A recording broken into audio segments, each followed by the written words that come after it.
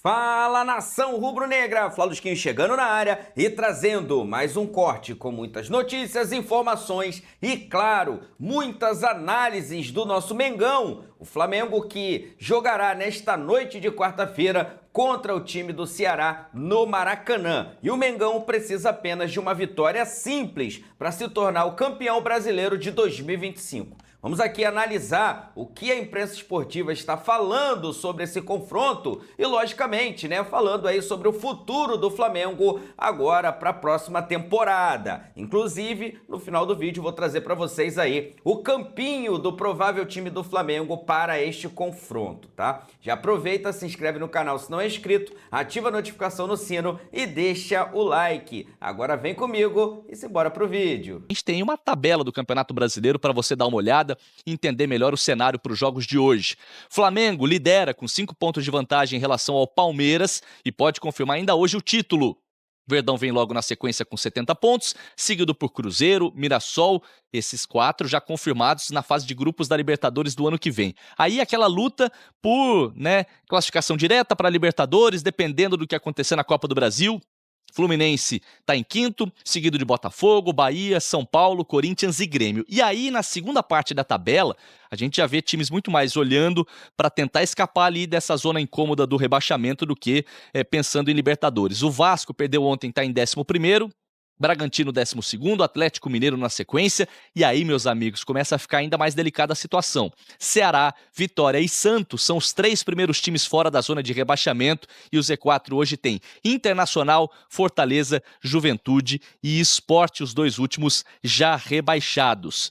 Vamos começar a girar nossa reportagem? A gente vai lá para o Rio de Janeiro. Ana Flávia Nunes está do lado de fora do Maracanã, e hoje tem um jogo que promete ser de muita festa, porque o Flamengo ainda está comemorando a Libertadores e pode confirmar hoje também o título do Brasileiro, né, Ana? Boa tarde, prazerzaço estar contigo aqui no Taon. Ei, Vini, sempre um prazer mesmo. Boa tarde para você, boa tarde a todos. Pois é, né? A promessa é de muita festa aqui hoje. Flamengo, campeão da Libertadores, vai encontrar de novo a torcida agora no Maracanã. Então a torcida já está eufórica por esse simples motivo, mas tem mais um motivo importante, né? Que esse jogo de hoje pode dar ao Flamengo o título de campeão brasileiro, porque se vencer o Ceará hoje à noite aqui no Maracanã, o Flamengo vai fazer, então, 78 pontos. Com isso, não vai ser alcançado pelo Palmeiras, segundo colocado, que tem 70 pontos. Agora, se o Flamengo não ganhar do Ceará, aí vai ter que torcer aí por um empate ou uma derrota do Palmeiras, que vai enfrentar o Atlético Mineiro hoje. O técnico Felipe Luiz deve escalar a força máxima. A gente tem até aqui, pela apuração dos nossos colegas do GE. Globo, né, o provável Flamengo a ser escalado hoje, com Rossi, Varela, Danilo ou Ortiz. O Ortiz está liberado pelo departamento médico, mas tudo indica que o Danilo deve ser mantido no time, tá? Léo Pereira, Alexandro, Pulgar, Jorginho, Arrascaeta, Plata, o Luiz Araújo, Carrascal ou Everton, Cebolinha e também o Bruno Henrique. Vou passar para vocês também a programação do Flamengo para hoje, né? Agora, meio-dia e 21, eles começaram a almoçar meio-dia, de acordo com a programação, estão almoçando. Às 5h15 vão fazer um lanche reforçado e às 6h10 vão sair do Ninho do Urubu para vir aqui para o Maracanã, previsão de chegada às 7h40, jogo 9h30. Mais de 70 mil ingressos foram vendidos de forma antecipada para esse jogo, então ingressos esgotados. Maracanã vai estar lotado e, inclusive, quem também vai estar aqui hoje é a taça do Campeonato Brasileiro para ser erguida pelo Flamengo se o time confirmar aí a conquista desse título hoje. Então, há muita expectativa para esse jogo, né, amigos, que também é importante, a gente lembra, para o Flamengo decidir como é que vai ficar o planejamento para o Intercontinental, que vai ser disputado a partir da quarta-feira que vem lá no Catar. Então, dependendo campeão, já fica mais aliviado pensando nesse planejamento para o Intercontinental, pode disputar aí a última rodada com uma equipe mais alternativa. Mas, uma última informação, Vini, convido todo mundo a acompanhar no GE. Globo, tem uma notícia aí de que o Flamengo está na mira do goleiro do Santos, tá? O Gabriel Brazão, já que o Matheus Cunha, hoje o goleiro reserva, já assinou um pré-contrato com o Cruzeiro, né? Ana Flávia Nunes trazendo essa informação envolvendo o Gabriel Brazão. Será que seria uma boa, hein? Para o Flamengo, eu imagino que sim, e para ele. Hoje é titular do Santos, muito se fala de seleção brasileira. Seria uma alternativa só para o Rossi. Um beijo para Ana, bom trabalho para você, para toda a nossa equipe. Flamengo pelo título da Libertadores e, Rafa, o brasileiro pode chegar hoje.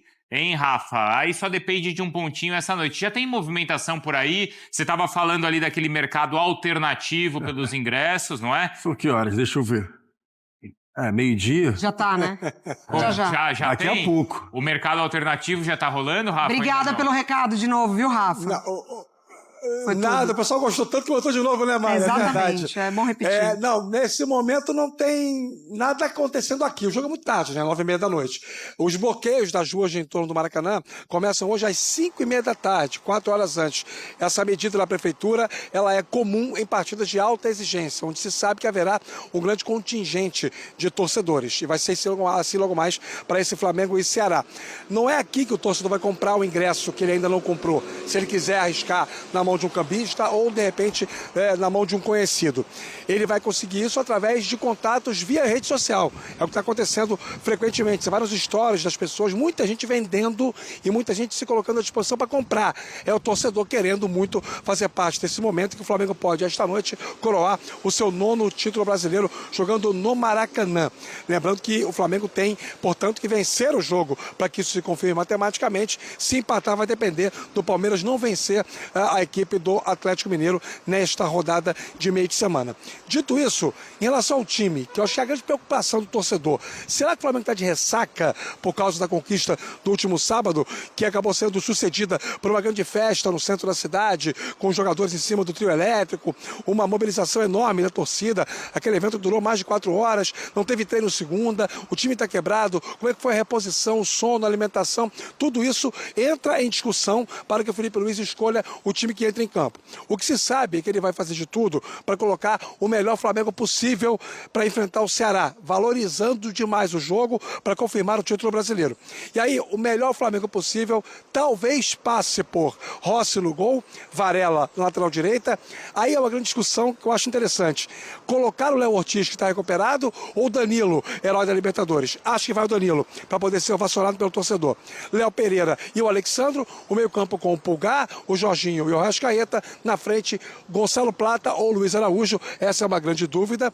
Bruno Henrique e na esquerda ou Samuel Lino ou o Cebolinha. No ataque nós temos alguns parênteses, né, para serem considerados nessa escalação. Fato é que o Flamengo tem a chamada faca e o chamado queijo nas mãos para poder esta noite, diante do seu torcedor, matematicamente confirmar o que todo mundo espera, o título brasileiro, repetindo o que aconteceu em 2019 com Jorge Jesus, quando ganhou a Libertadores e o Brasileiro no mesmo ano, Bruno. Então, Rafa, já que você falou da matemática e da referência de 19, a gente tem na tela as maiores pontuações, ou as pontuações do Flamengo, então, no Campeonato Brasileiro. Olha só como o número de 19 é absurdo, né? Nossa Absurdo. Senhora. 90 pontos.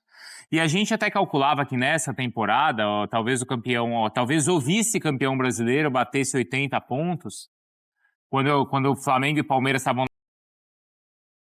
perder ponto, mas nas últimas rodadas, principalmente o Palmeiras, claro, perdeu muitos pontos, então acho que o Flamengo ainda pode bater os 80, pode chegar ali a 81, mas acho que a gente não vai ter um vice com essa, né? Certamente o vice não vai ter essa pontuação toda, mas assim, esses 90 de 19 chamam muito a atenção, né? Era aquela fase que o torcedor rubro-negro ia pro Maracanã com a certeza que ia ganhar, só não sabia de quanto. É isso. A época da plaquinha lá do Gabigol, que sabia que ia ter gol do Gabriel, sabia que o Flamengo ia vencer o jogo, então explica muito essa pontuação dos 90. Mas o mérito desse campeonato também é muito grande, porque se tudo bem, hoje parece estar fácil, há poucas rodadas não era assim, né, Mari? A gente estava falando de uma pressão enorme de um contra o outro e foi assim até, duas rodadas atrás, talvez. A gente ia atualizando todos os dias a probabilidade, né, de título e como mudava, né, de Palmeiras e Flamengo. E aí, enfim, acho que mérito total do Flamengo, mas o Palmeiras também entrou nessa baixa, né? Nessa sequência de não só pela data FIFA que impactou a equipe no jogo contra o Santos, mas de não vencer Vitória, de não vencer Fluminense, enfim, dentro de casa. E o Flamengo se aproveitou disso, assim, os momentos eles se inverteram, né? Porque antes, internamente até ali, né, algumas notícias de relacionamento de Felipe Luiz com jogadores, enfim, nada a ver. E aí depois, agora, é o Flamengo já quase que hoje sendo campeão brasileiro. O maior mérito nessa temporada do Felipe, ou nesse ano, do Felipe Luiz, vocês acham que está, de fato, nessa parte tática da equipe? Ele surpreende vocês mais onde? Nessa parte tática, no que ele consegue construir como equipe, ou nessa questão de conseguir administrar bem o elenco? A gestão? Para minha gestão. Porque, assim, na parte tática, o Felipe Luiz ele já tinha deixado claro, por exemplo, no ano passado, que era um cara que entendia muito. Por exemplo, o que ele fez contra o Corinthians, lá na Copa do Brasil, com um a menos. Quando ele perde o Bruno Henrique, saca o Gabigol e bota mais um zagueiro e faz uma linha de 5. Então, assim, taticamente, a gente já tinha a questão do que o Felipe Luiz poderia fazer. Ele já tinha dado declarações que ele gostava de uma linha alta de marcação. Tudo muito claro, né? Sempre deixou claro, exatamente. Linha alta de marcação, posse da bola, que ele ia jogar a Flamengo, que ele sabia como é que o modelo de jogo que a torcida do Flamengo gostaria de ver toda vez que visse o time em campo. Mas a parte da gestão para um cara que está no primeiro ano, né, ali como treinador, e além disso ter jogado com os caras... Era a parte assim que eu ficava, será que o Felipe Luiz vai conseguir ter essa hierarquia? Vai conseguir agora, ó, eu tô um patamar acima de vocês, vocês têm que eu lembro que ainda respeito. ali na Copa do Brasil ele deu bronca no Gerson. Tinha o Gabriel ainda, tinha a questão do Gabriel com o Tite, que não estava sendo tão utilizado. Ele tentou essa recuperação também lá na época, né? Para mim é ao contrário. Para mim me surpreende mais, para mim me surpreende mais essa parte tática, porque assim, justamente por ele já ser um cara do time, eu imaginei que a gestão ali seria um pouco mais facilitada, sabe? Sei. De ter esse entendimento, esse respeito, ele já era, né, muito líder quando ele era jogador, mas ele também precisou passar por algumas provações ali quando perde jogadores importantes, e aí nessa temporada quando ele, entre aspas, reposiciona um pouco a Arrascaeta, quando ele, enfim, surpreende também, entre aspas, como o Varela, com muita liberdade com a bola na final da Libertadores, quando ele perde o Pedro, quando ele ganha a Carrascal, quando ele ganha outros jogadores, assim, claro, jogadores de nível que, assim, quase que, né, não dá nem para pensar no futebol brasileiro, mas Jorginho, Saul, o Pulgar fica fora durante muito tempo e volta e continua desempenhando, então acho que ele perde o Gerson e precisa lidar com essa ausência. O Gerson era, assim, um motor absurdo desse time. Verdade. Então, para mim, essa parte tática dele, a surpresa é por conseguir implementar de uma forma muito campeã. Assim, porque ele chega para a Copa do Brasil e ganha. O time é muito bom, né? Ok. Entra numa nova temporada, já afastando alguns jogadores, não conto com você, tá liberado, sempre não muito tá liberado. Transparente também. Sempre muito transparente, cobra o Pedro. Eu vou desempatar isso aí, hein? Cobra o Pedro ali, né, no ao vivo, na coletiva, e ainda resgata o Pedro. Então, assim, essa parte tática, para mim, dele me impressiona bastante, já ter um impacto, assim, muito campeão. Tá empatado, Rafa. E aí? E aí eu vou desempatar. Os dois com argumentos extremamente bem defendidos, né? Tanto o Jailson quanto a Mari. Mas eu vou ficar com o Jailson, viu, Mari? Me perdoa, porque é muito complicado quando você está dentro de um contexto em que você ocupa a mesma posição hierárquica de outras pessoas. Ainda mais dentro desse ecossistema chamado futebol. E aí você vira de comandado a comandante. Gestão de pessoas é algo extremamente complexo. Cuidar de seres humanos é uma coisa muito difícil. Imagine o seguinte raciocínio hipotético. Hoje você comenta no Sport Center junto com o Jailson e o Bruno Vicari é o apresentador. Vocês estão ocupando um espaço artístico semelhante, de 11 a 1 da tarde. Daqui a pouco o Bruno vai e vira o gestor de talentos. E aí passa a ser o seu chefe, não apenas o apresentador do programa que ele tem junto com você. Pode ser que aconteça alguma coisa na relação de vocês que torne a convivência um pouco mais turvidez. Eu digo isso também por experiência própria, porque quando fui chefe durante 8 anos, algumas feridas não cicatrizaram até hoje. Mas analisando o futebol de fora e vendo como as coisas acontecem, para alguém que um dia esteve chupando laranja com os caras, dividindo quartos de concentração, hoje em dia ninguém mais tem isso, né? Viajando junto, compartilhando dificuldades, problemas, situações próprias, tristezas, e de repente um vira chefe do outro, para você conseguir manter essa relação, manter essa convivência e essa confiança mútua, é muito mais complicado e muito mais complexo. Imagina ter o Bruno de chefe. Tá maluco. Hein? É que você não viajou com ele, você não ficou muitos dias com ele. Pra ver o quão chato ele é. Quer ver? Espera. Não, Rafa, Dê poder. Fica aí, Mari, dê poder a essa exatamente. pessoa. Foi só hipotético. Fica aí quietinho aí, Foi cara. apenas hipotético. Mas fala baixinho. Eu tô aqui vai pra que- jogar a pimenta, tô longe, melhor ainda. Me dê poder pra você ver.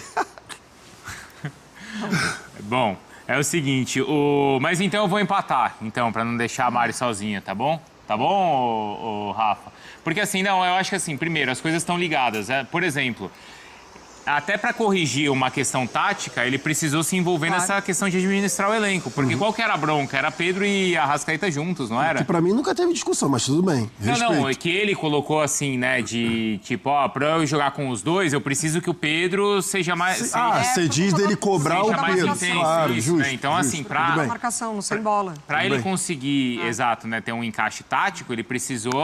Ser mais incisivo E assim, eu fiquei com muita dúvida como é que aquilo cairia ali no elenco.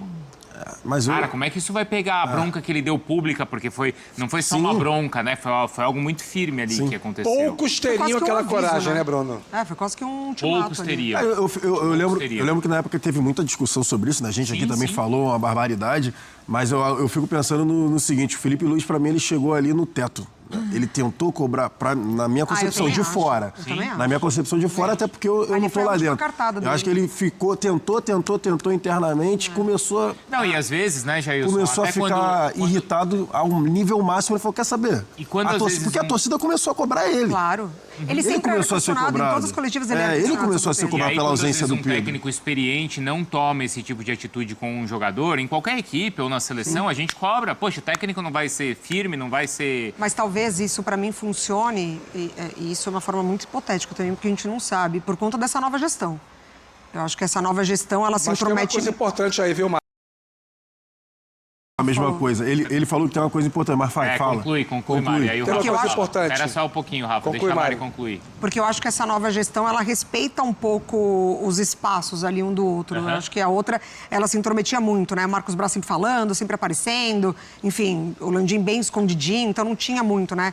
Esse entendimento. Era técnico que já estava demitido, mas ia entrar para acomodar o time, como no caso do Paulo Souza. Então, acho que essa confiança de quando muda a presidência, mas chega o José Boto com uma outra cabeça, com outro entendimento de gestão de futebol, acho que ali eles conseguem dividir um pouco ali as responsabilidades. E como o Felipe, não é, Rafa, conquistou esse espaço, porque ele não era um técnico grande. Era isso que... Não, eu tenho um ponto para falar sobre isso também. Porque, por exemplo, você tinha o Tite ou os outros que passaram recentemente, como o Paulo Souza, eles tinham um certo tamanho que o Felipe Luiz, o Sampaoli, bem lembrado, o Felipe não tinha, mas o Felipe conquistou isso com o trabalho dele. Não, e além do trabalho, tem a questão do relacionamento dele com a torcida do Flamengo por ter sido ídolo do time. Eu acho que esse é o ponto também. Você acha que isso deu respaldo, Jailson? Deu respaldo porque, na minha concepção, ele estava vendo que ele estava começando a ser cobrado pela ausência. E tinha algo... do Pedro, com certeza. E tinha algo que ele não estava satisfeito. Ele precisava expor aquilo ali também pro torcedor. Então, o cara vai ficar me pentelhando o juízo na rua para falar do Pedro, e eu não posso falar, e ele, de repente, já estava cobrando bastante internamente. Falou, quer saber? Eu preciso dar uma resposta também pro torcedor.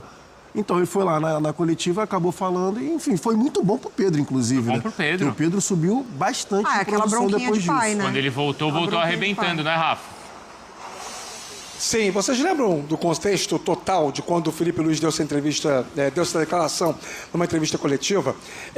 Vocês vão se lembrar que no dia seguinte a isso, aconteceu um episódio no Ninho do Urubu, que foi quando o Pedro reuniu os jogadores do Flamengo e pediu desculpas ao elenco. E ele próprio comunicou isso numa rede social. Vocês vão se lembrar.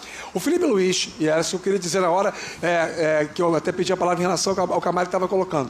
O Felipe Luiz só fez o que fez publicamente porque ele sabia que ele tinha, além de tudo, além do respaldo do Boto e do BAP, ele tinha o respaldo do elenco.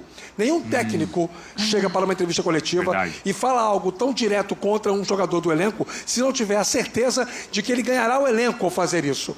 Os jogadores que não estavam gostando do comportamento do Pedro se sentiram representados e respaldados até para conversar com o próprio Pedro, depois que o líder chegou e publicamente colocou tudo aquilo da maneira que ele colocou. E indo ao encontro que a Mari falou, sim, o Flamengo hoje é um departamento de futebol essencialmente profissional, não é mais um departamento amador, então o papo ele acaba sendo desenvolvido com uma outra toada, com outro contexto, com uma outra circunstância. Não é aquela história do cara que tem um cargo político, que precisa se manter nele e para tal necessita do apoio do torcedor, do associado, e aí as construções de narrativa sempre são em cima do que é mais importante para a galera e não necessariamente para o clube, com um profissional que chega pago para uma função com um olhar externo que não conhecia o clube e que cometeu vários erros. O Boto cometeu vários, muitos erros, até tomar aquela chamada do BAP, mas com um olhar realmente mais profissional. Então, Rafa, o BAP no final de semana, depois da conquista da Libertadores, ele falou um pouco disso pra gente, né? De como eles conseguiram blindar ali o Ninho. Porque antes roubava a marmita do Ceni, você lembra? Que era uma confusão. Era uma que farra. entrava um, entrava outro. Lembra disso daí? Lembro. Que foram ver na Pô, câmera. que absurdo.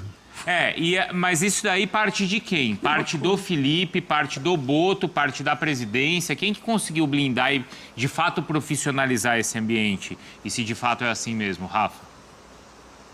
É assim, acho que tem mérito de muita gente.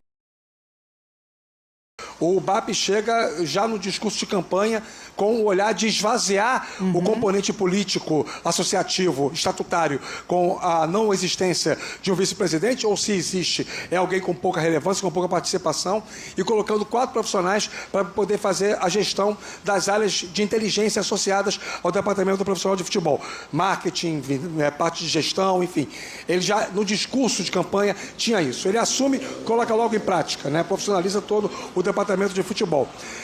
Então ele tem o primeiro mérito. Segundo, ele conversa com o Felipe Luiz e percebe do Felipe Luiz essa mesma preocupação. Entende que o Felipe Luiz será um parceiro nisso. Ele consegue enxergar do Felipe Luiz alguém que vai se dirigir para o mesmo rumo que ele.